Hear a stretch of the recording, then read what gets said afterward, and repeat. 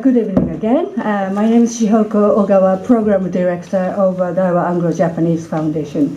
And thank you very, very much for joining us for this joyous event of book launch, Bending Adversity, Japan and the Art of Survival, by Mr. David Pilling, who's sitting right next to me here.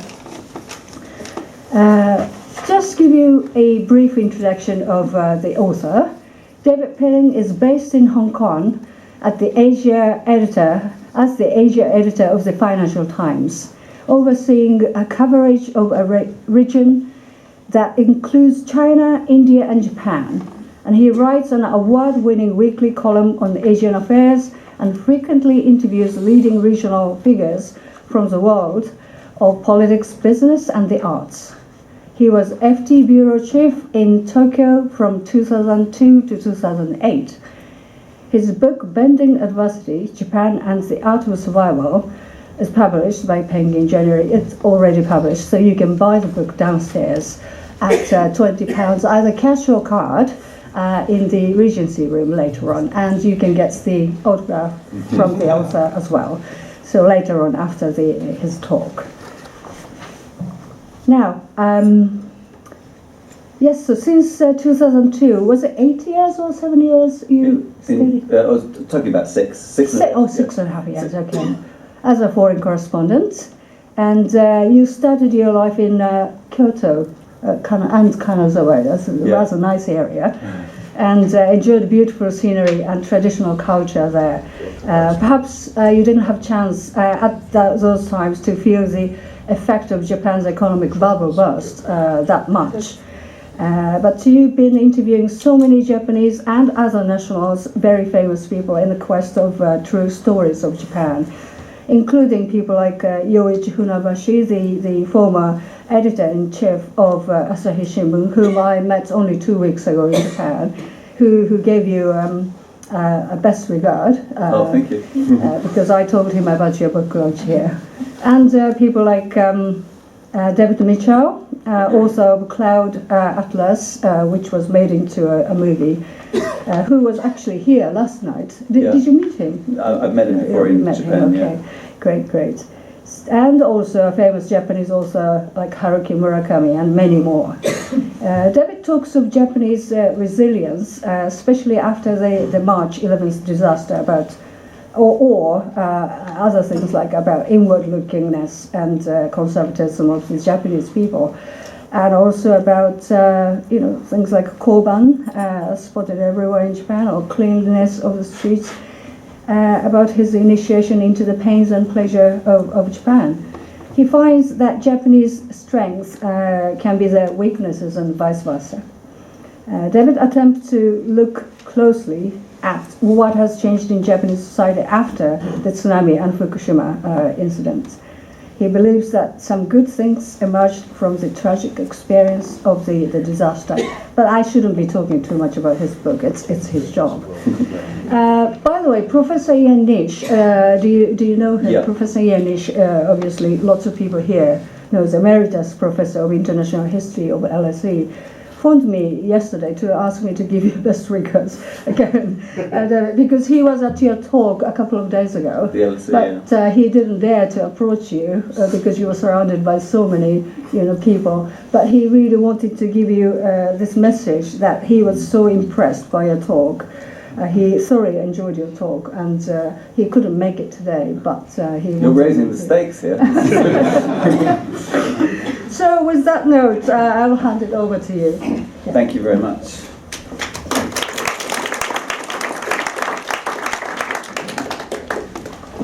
Thank you. Well, as you say, this is not the first talk I've given in London, and I have been quite amazed at the interest in Japan. I think if I'd have given these talks a couple of years ago, there may not have been this vast interest. But fortunately, the publishing industry is a lot slower, the book publishing industry, than the newspaper industry. Instead of appearing on the next day, it appeared about a year later. And of course, Japan is now very much in the news in many senses, with its big economic experiment, with tension with China especially.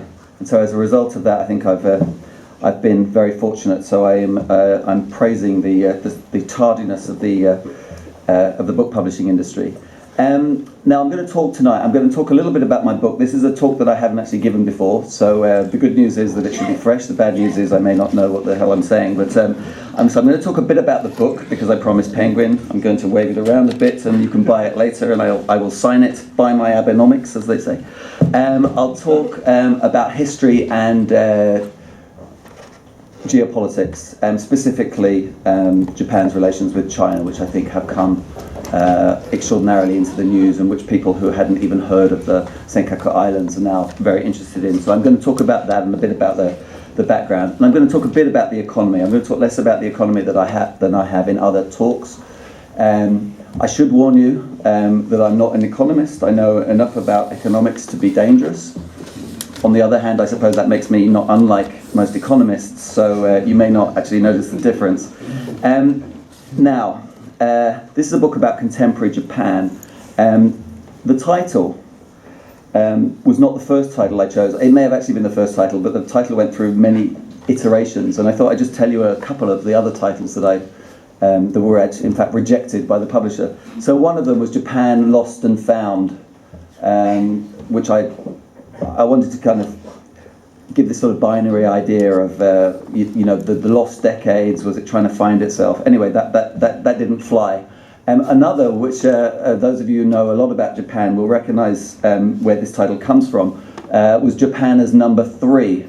There was a very famous book published in 1979 called Japan as Number 1, which was a book really kind of looking at this extraordinary country that had come from apparently nowhere, was economically extraordinarily strong, but also seemed to operate in a way that nobody understood.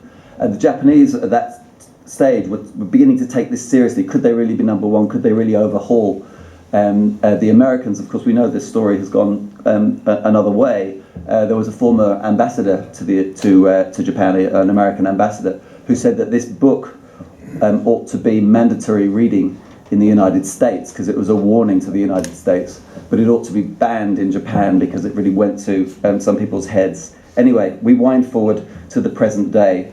So what on earth does bending adversity mean? Now, I just need to figure this out. That's it.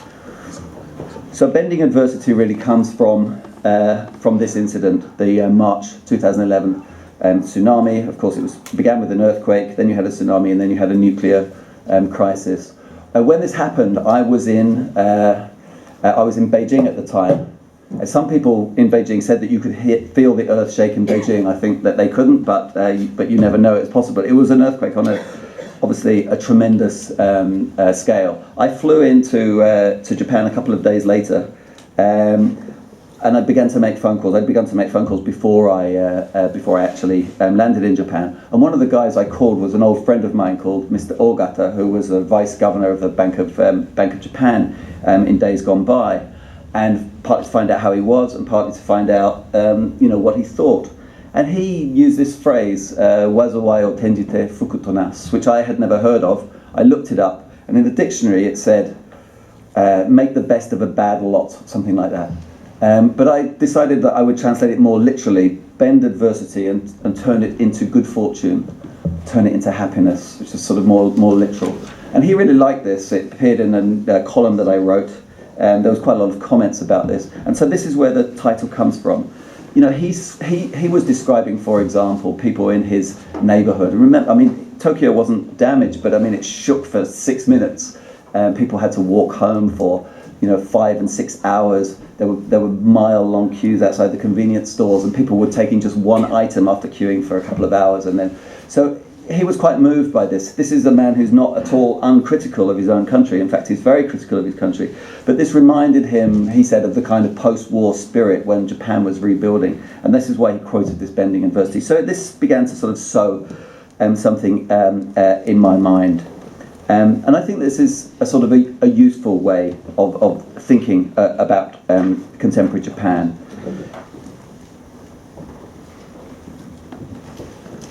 So how does Japan change? What is an earthquake, of this scale? Is that something that could forge a change? That was one of the sort of questions that I was asking myself.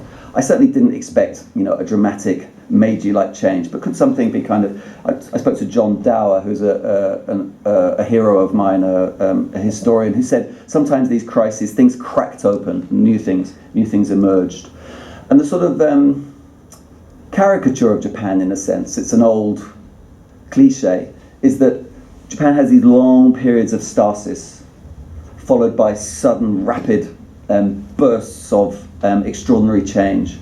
But as Bill Emmett said when he actually reviewed my book, there are really only two data points for this description of Japan. And the first is on the bottom that you'll see here. This is when the black ships, Commodore Matthew Perry, showed up in Japan in 1853. These big menacing ships with guns, armaments of the like that the Japanese couldn't match, because the Japanese had been cut off from the world of their own volition under the shogun for 250 years. And in a sense, their technology had more or less stagnated, and they couldn't face this. They couldn't cope with Commodore Perry. So what did they do? They revolutionized their entire society. They got rid of feudalism. They had a parliament. They learned industry, and they negotiated and were not formally colonized. And this is number one sort of rapid transformation. Then number two, up here on the right, and funnily enough, these scenes very reminiscent of scenes I saw when I went up to Tohoku after the tsunami to see the devastation. Look very similar. You could see the grid of the street, but nothing else. This is obviously 1945, and again, Japan had decided that it wanted to be a great nation, and unfortunately, it pursued its greatness by invading the rest of Asia. It was defeated, devastated, nuclear bombed, firebombed in Tokyo. 100,000 people killed in one night in the Tokyo firebombings. And after the war, it changed direction. It said, there were leaders who said the energy we've put into the war economy, we'll put into a commercial, business enterprises, and we will become great by a different path. So these are your two data points. But as Bill says, these are really the only two. And perhaps not, and these are obviously hugely dramatic events, the threat of being colonized and total destruction in war. So maybe this isn't the best way of thinking about how things change. So maybe this is a better way. This is also a cliche in a sense, but it's one that I kind of like. So this is the shrine at Ise, a Shinto shrine, supposedly 1,800 years old. And this shrine it doesn't look like Westminster Cathedral. In fact, there are 125 shrines, and they're in a giant park. And when you wander around, I once described it as being like Hyde Park with gods. And these shrines, they're made of wood.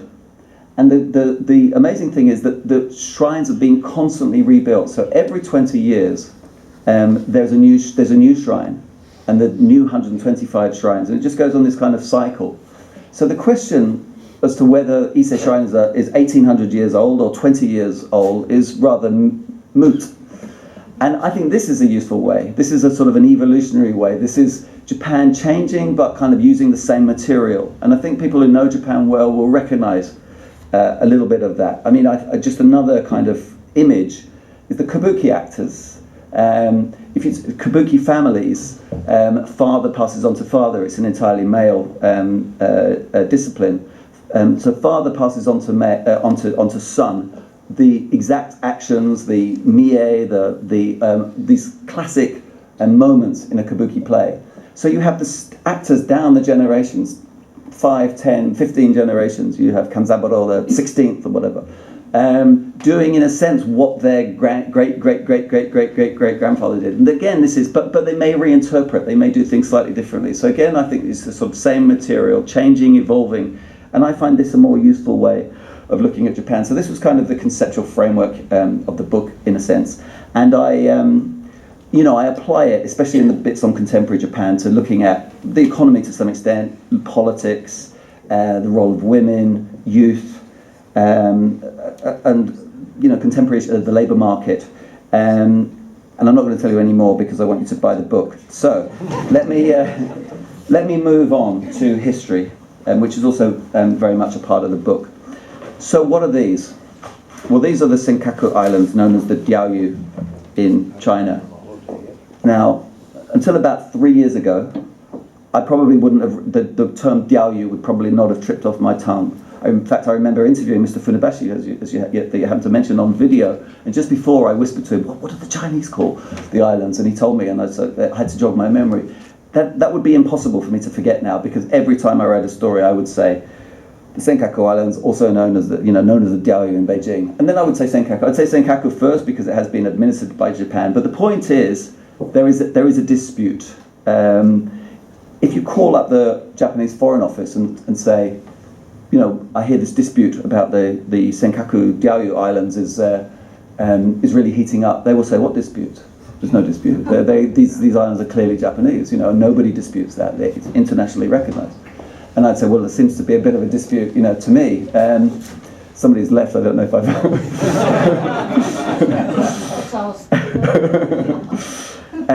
I'm not going to go into the history of this, but not deeply into it. It was in 1895 that these islands were incorporated into Japan, into Japanese territory. This happened to be the year that the Japanese were fighting the Chinese. Subsequently, when Japan lost the Second World War, and various treaties, Potsdam ending up with the San Francisco Treaty of 1953, Japan agreed to give back basically things stolen in war, let's say war booty. The dispute is that Japan says that these were incorporated into Japanese territory before, and China says no. So that's the dispute in a kind of very crude nutshell. So what does China want? Is this just saber rattling? Is this about oil? This is something you read a lot in the newspapers, and I've even read it in my own newspaper. This is all really about oil. Journalists like that. The real reason's oil, or it's about fish. But I don't think it's about oil, and I don't think it's about fish, and I definitely don't think it's about oily fish. I think it's about humiliation. I think this is China's narrative of 150 years of humiliation. And to put it crudely, I think China wants these back, quote unquote. I'll leave it to wiser men to decide whether it ever had them, but it wants its islands back. In order to put, to finish this narrative. China has stood up, remember Mao said in 1949.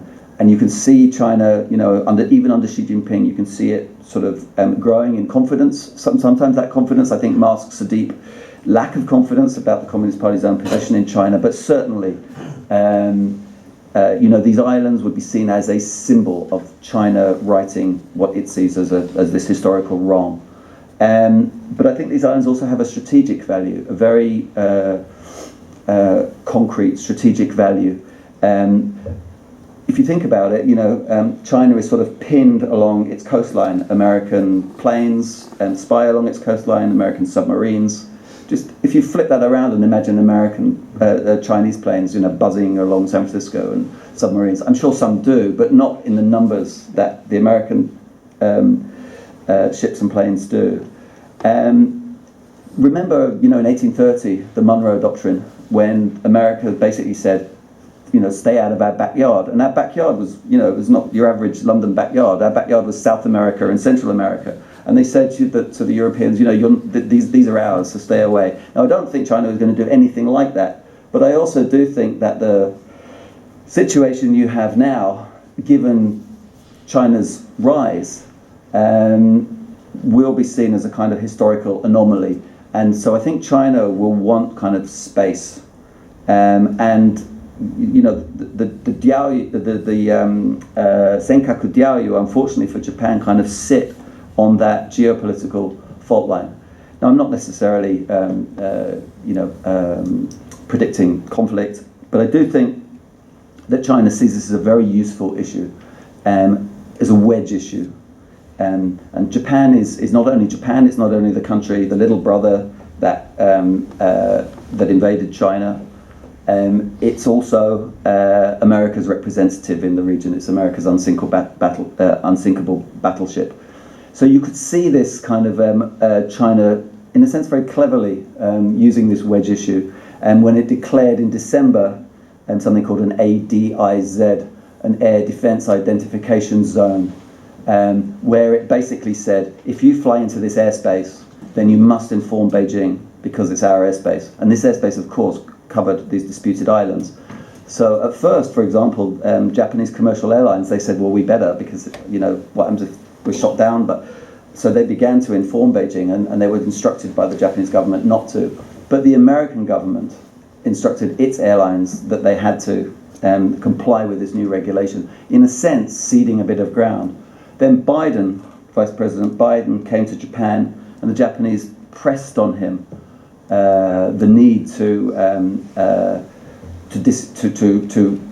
strongly object to this ADIZ, but he did not. He went to Beijing and he hardly mentioned it. It is true that the Americans flew over some B-52s, so they didn't just give up, but Biden did not make a big deal of this at all. So one way of looking at it is geopolitics like that. This I found another interesting way of looking at it. So these are the three leaders of Northeast Asia, and I could add a fourth, Kim Jong-un, son of, I wouldn't really wish to, but I could, son of Kim Jong-il and grandson of Kim Il-sung. In other words, it's a family affair. Yeah, that's the North Korea's monarchy, communist monarchy or whatever. Here you have on the left, obviously Shinzo Abe, the Prime Minister of Japan, who is the grandson of Nobusuke Kishi. Kishi was ran Manchuria during the 30s and 40s, I guess. He was in charge of the kind of industrial policy, which was, of course, Japan was on a war footing.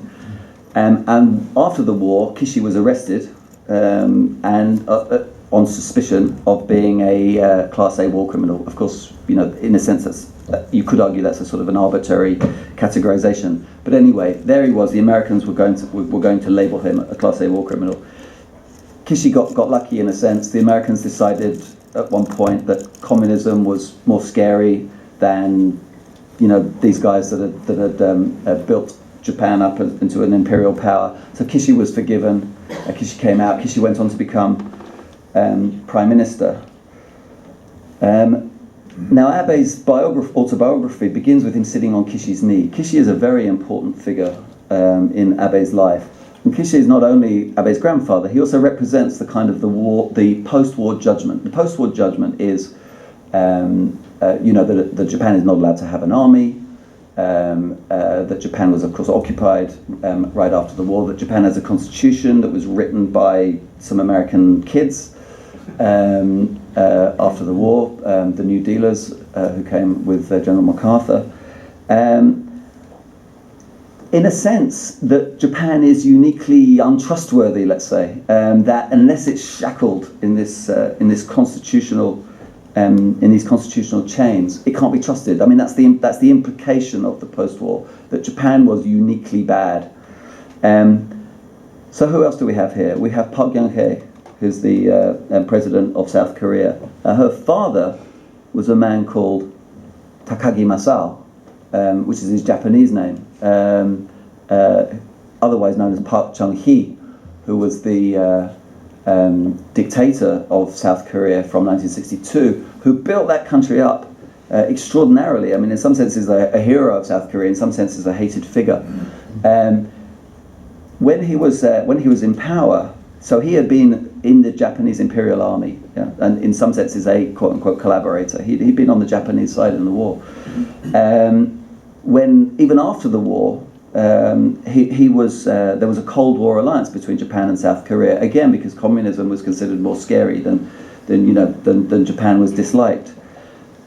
So the man in the middle, arguably the most important man in the world, we know is going to probably be around until 2020. Obama not so, and Obama, some people have called him a lame duck. I mean, he may bounce back.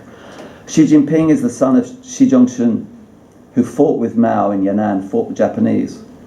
Then Xi Zhongxun later, when you had reform and opening, he was the party secretary general of Guangdong province, the province of opening and reform. And when China began to open and reform, they needed a kind of another narrative because clearly China was no longer a communist nation. So what was that narrative? Well, a very strong narrative that the Communist Party has is we beat the Japanese. It's the nationalist narrative. And you began to see that. I mean, people like Mao, actually, I mean, there is a quote where Mao actually thanks the Japanese. He said, you helped the Communist Party win. Deng Xiaoping said, let's leave these territorial disputes to future times. But 70s, 80s, especially after Tiananmen Square, 1989, when obviously the Communist Party got a huge shock. There was they dug deep into this nationalist narrative. So I make this point because, in a sense, here you have, you've got this is a family dispute. You've got sons and daughters fighting their fathers and grandfathers' battles. An extraordinary thing, really.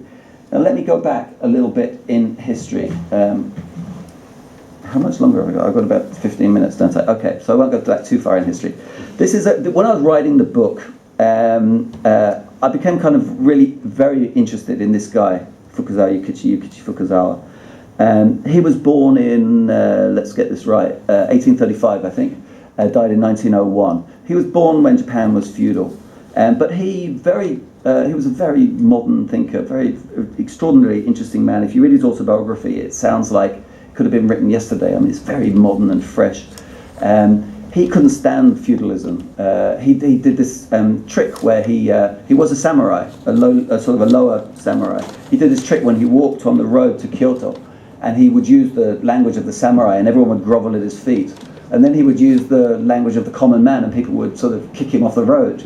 He thought this was nonsense. He founded a university, Keio University, where bowing was banned.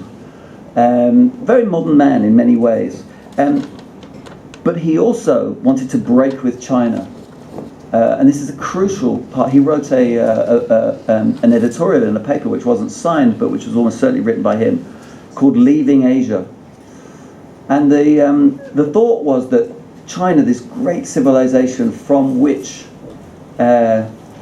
so much Japanese culture had come from, Japanese language, the written language, Confucianism, Buddhism, architecture, so much had come, even more than that. And yet, this great country or this great civilization, that Japan had, in some senses looked up to, had been defeated. It'd been defeated by the Manchus, the Ming were overthrown by the Manchus in 16-something or other. I can't remember, 1660, I think. So their sort of prestige was, and then of course after that, you had the Opium Wars, and the British came in and sort of, flattened China and flattened it institutionally with a couple of gunboats. So China looked very weak. It was being chopped up like a melon. This was precisely what Japan didn't want. Yeah. So Fukuzawa was among the people who said, what we need a revolution. We need European thought. There was this story that I love that I put in the book, which is there were these guys they were called Dutch learners, and they learned Dutch. Why Dutch? Because the Dutch were the only ones in the Japanese closed period that were allowed contact with, the only Westerners that were allowed contact with Japan. They were kept on this little island of Nagasaki. And at that, these Dutch learners, they got hold of these Dutch books of anatomy, and they compared them with the Chinese books of anatomy, and they look completely different. And there's this marvelous scene where they go to the execution grounds in Tokyo, and these bodies are being chopped up, and the burakumin, the people that were allowed to touch the bodies, a low caste Japanese, were pulling the organs out, and they were comparing the Chinese book and the European book, and lo and behold, it was the European book that was right, the Chinese book wasn't. So you can see why this kind of urge, we've got to learn the Europeans' ways, otherwise the Europeans are going to be all over us. We've got to, learn the barbarians' ways to repel the barbarian. So this is the sort of background. I don't want to go into too much of this, but Japan began to view the world with a sort of through the feudal eyes from which it had emerged, very hierarchical eyes, and Japan wanted to be part of that hierarchy. It wanted to be considered a great power. And what did great powers do at that time? Like Britain? Well, they invaded other countries and they colonized them. And I'm certainly not making excuses for Japan, but that is the world in which it kind of emerged into. There's a quote from just trying to remember his name, Kakuzo Okakura, I think, who wrote the Book of Tea, who said the Westerners considered us barbarians when we practiced the fine arts of peace. They considered us civilized when we sort of unleashed destruction on the battlefields of Manchuria. It was a dog-eat-dog world in Japan. That's the kind of message Japan got. Japan, of course, in 1919 tried to get racial equality put into the UN Charter after the Treaty of Versailles, or the League of Nations Charter, I guess. And Westerners rejected that. And I think that Japan wanted a place at the great white man's table, and having been told you can't, your yellow men go away, basically, for racist reasons, they kind of went rogue. I mean, I think that this is the explanation of, or it's an explanation of Japan's sort of descent into, militarism, semi-fascism, and the terrible things that were unleashed. Let me leave that there and just move on. I hope I'll have time to talk a little bit about the economy. Yes, do. Okay, but just very quickly, there's a lot of talk, obviously, about Japan's inability, as is often described, to sort of face up to its history. So that's often compared with Germany. I think this chart's useful in, again, not trying to justify, I think it's true, Japan has not faced up to its history as well as Germany did. But to me, that's not good enough just to stop there. I mean, you could conclude the Japanese are all terrible people, and the end. Or you can say, well, why? Let's try to explain that. So how do we sort of try to explain that? Well, first of all, the Japanese project, I think, was different from the German project. It wasn't to annihilate a people. I mean, they did terrible things, they invaded other countries, but it was more like a war fought, with some terrible weapons, but a war nonetheless. Then after the war, what happened? Well, the emperor, in whose name the war had been fought, the god emperor, was exonerated by MacArthur. Not only exonerated, it wasn't forgiven. It was said that he had nothing to do with this project. I think that made it very hard for Japan as a nation. If the emperor, the man in whose name this was done, was not guilty, and he was not, it was farcical. The Tokyo War Tribunal that kind of suppressed that suppressed all the information about the emperor. So the whole thing looked very farcical. So how was the ordinary guy going to say, let's look deep into my own, mine and my father's and my grandfather's. And then, of course, you had the Cold War. So in Europe, you had these two countries that had fought each other ferociously twice, France and Germany. And they began to build a political alliance, sort of in a sense dressed up as an economic one, with the coal and steel agreement became the EU that we know and love today. But in Japan, of course, they were on the completely opposite sides of the Cold War. Japan and China, the equivalent of Germany and France, were on, that kind of reconciliation was impossible. So I think, there are more reasons than that, but I think it's just sort of useful to understand that. Let me go on to the apology. It's often said Japan has never apologized. That is actually not true. Here is an apology which ends with my heartfelt apology. This is the Murayama Statement, 1995, oft repeated by Japanese prime ministers, including Koizumi. I think Abe is now taken to softening, i.e. backing away from this, and did talk about maybe overturning it altogether. But it's not true that Japan hasn't apologized. What is doubted by China and South Korea principally is the sincerity of that apology. And I think it's absolutely true that China particularly, as I say, uses sort of anti-Japanese rhetoric as a political tool. But I'm sure there is also doubt of the sincerity of the apology. Now, why? Well, because of issues like the textbooks, some of which don't appear to delve particularly deeply into wartime activities, and a very small minority which almost kind of whitewash what happened in the 1930s and 1940s out altogether. Because of things like Abe's visit to Yasukuni Shrine, which I think has shocked many, even the Americans said that they were disappointed. They used or it's translated into Japanese as shitsubo, which is a very strong word, and sent a kind of shockwave through Tokyo that their American ally was disappointed. I'm not going to go into Yasukuni, although I'd be pleased if someone asks a question to talk about that. But Abe considers Yasukuni, Japan's Arlington.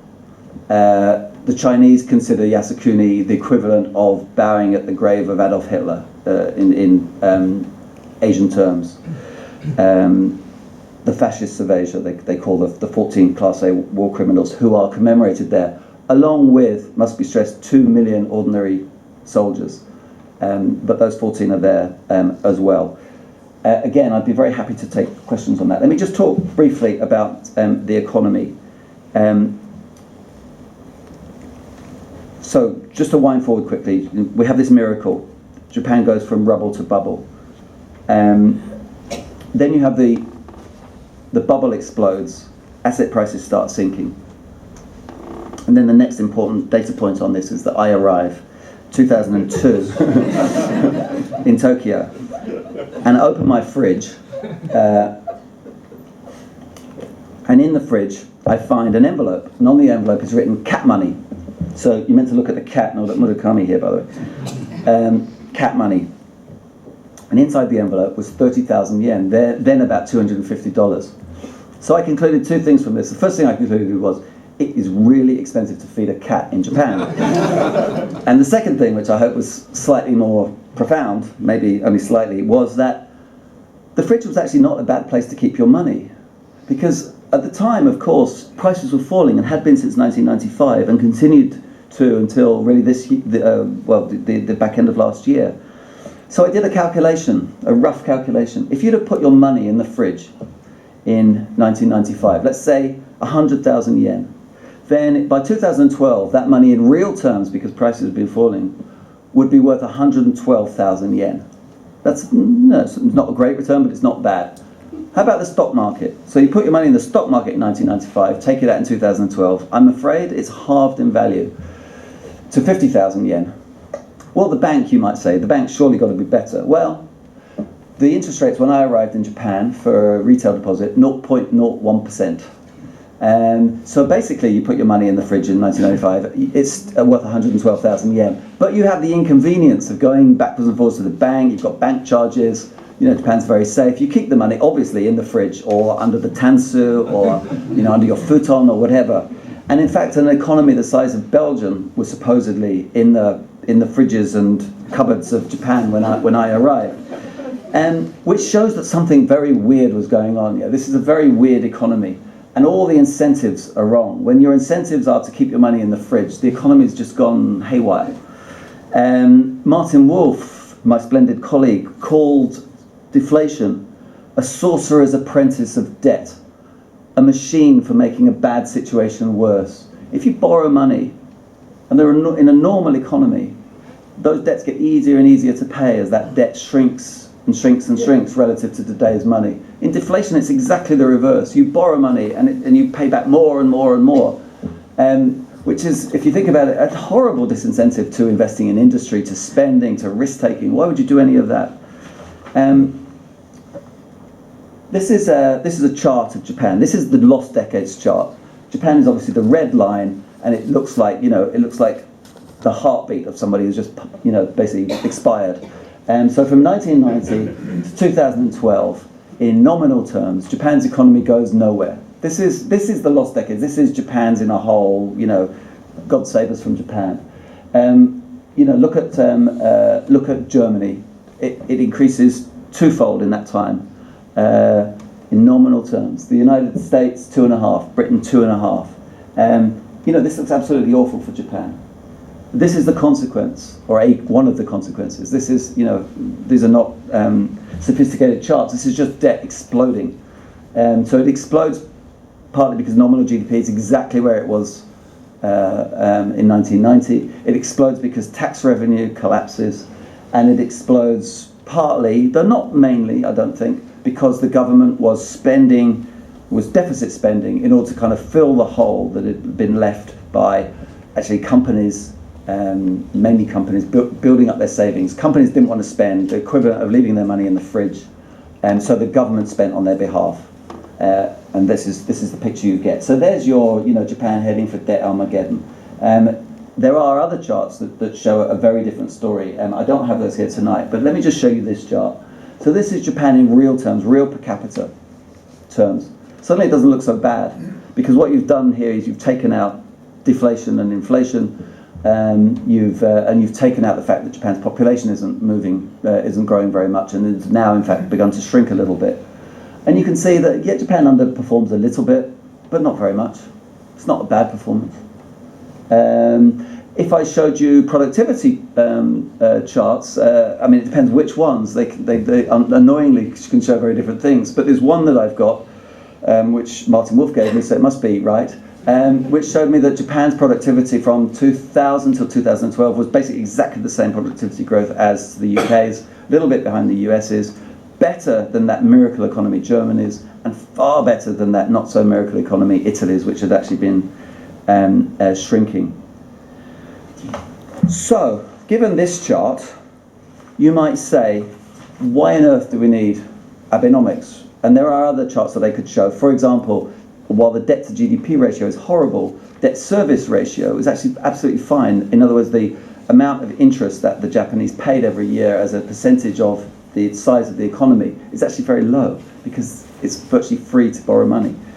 And in a sense, those savings, the money in the fridge, was just being recirculated, lent to the government in the forms of bonds, which spent them, and around it sort of went.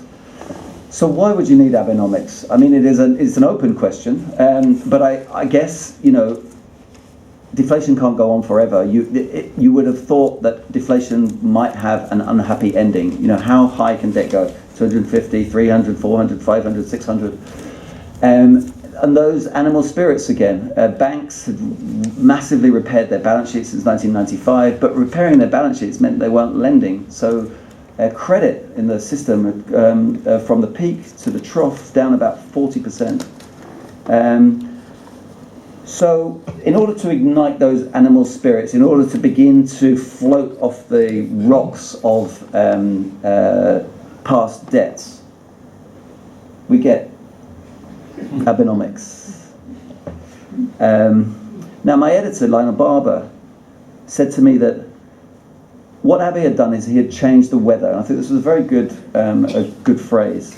Because Abe came in and basically he said the following. He said, for 15 years, he didn't put it like this, but this is what he said. He said, for 15 years, the Bank of Japan has said it is impossible to get out of deflation.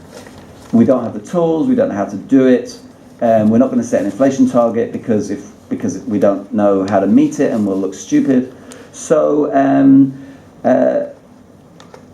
over to you, government, basically. You do something. And they suggested, supply side reforms, deregulation, all sorts of things. All sorts of things actually that may have led to more deflation. If you deregulate, generally you increase competition, and that generally makes prices fall, not rise. But anyway, Abe said no, we can do something about it.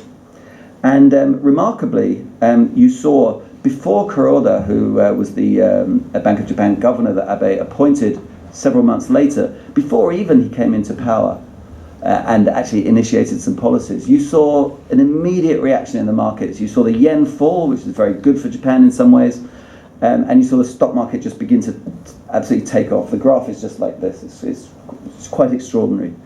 There's another factor that's not merely the announcement effect, we can meet a 2% inflation target. There's also Abe himself, who was politically strong by this stage, politically strong really almost as soon as he was re-elected in December 2012, because it became clear quite quickly that this guy was going to be around. He will be around very likely he will be around until 2016.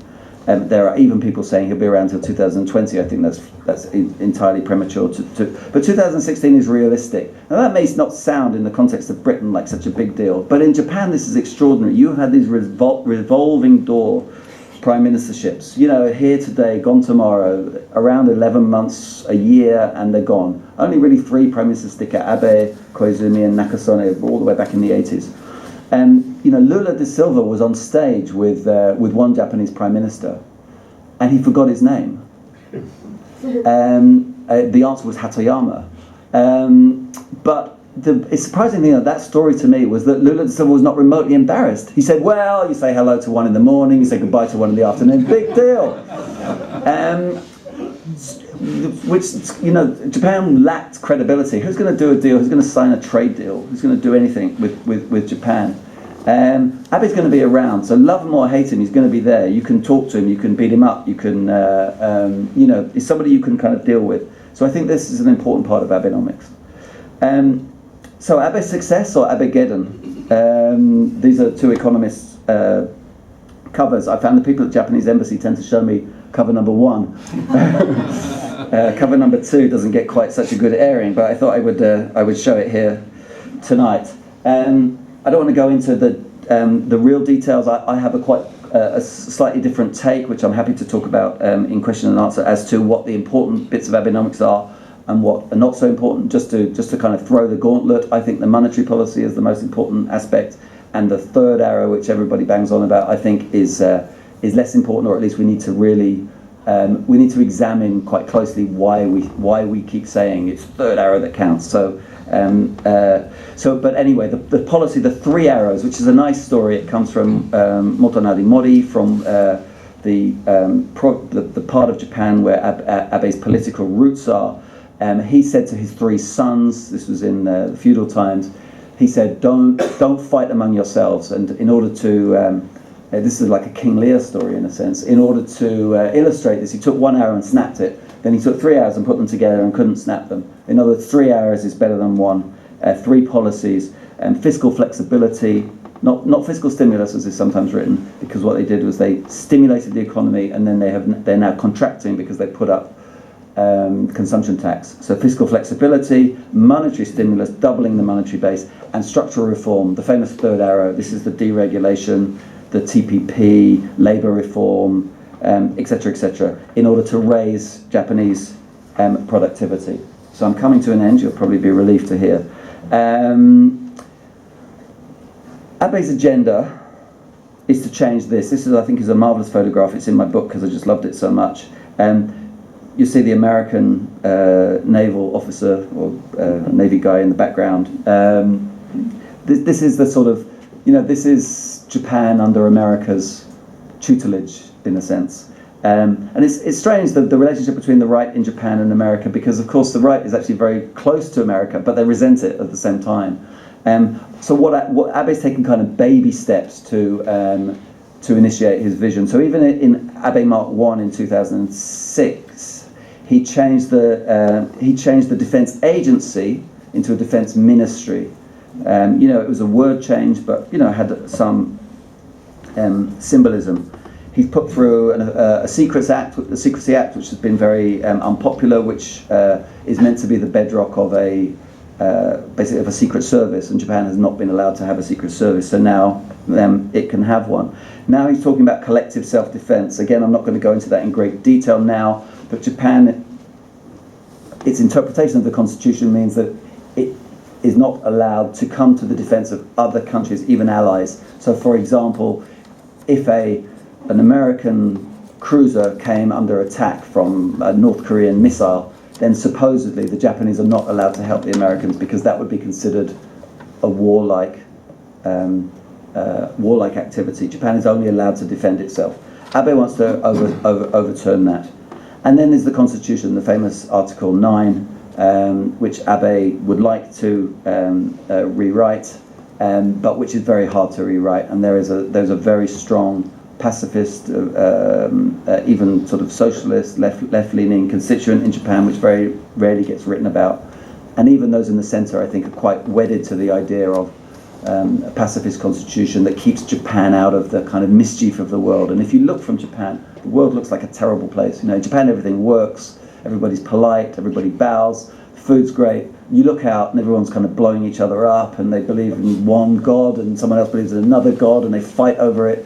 This all looks very strange to Japan. They don't. So the Japanese public, I think, thinks, let's leave that for those guys. They don't want to get dragged into America's wars. So I think that it will be very hard, and even Abe has admitted this. It's very hard for Abe to overturn the constitution. I'll just leave you with this picture, because I'd just like to kind of draw the two things together in a sense, because I think there's a word that became, it's a phrase, a 4 kanji phrase that became the kind of rallying cry of the Meiji Restoration, Fukoku Kyohei, which means rich country, strong nation. It's got a rich country, strong nation, strong army.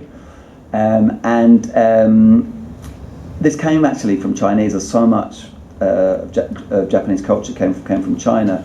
This had been used in the Warring States period, more than 2,000 years ago in China. But as I say, it became this a rallying cry. If you don't have a strong economy, you won't be able to repel the barbarians. This was in the 1850s. So we need to industrialize. And I think Abe is really drawing on that same tradition, because I think Abe thinks, China's rising. Japan's economy has flatlined, that graph for 20 years. No one's taking us seriously.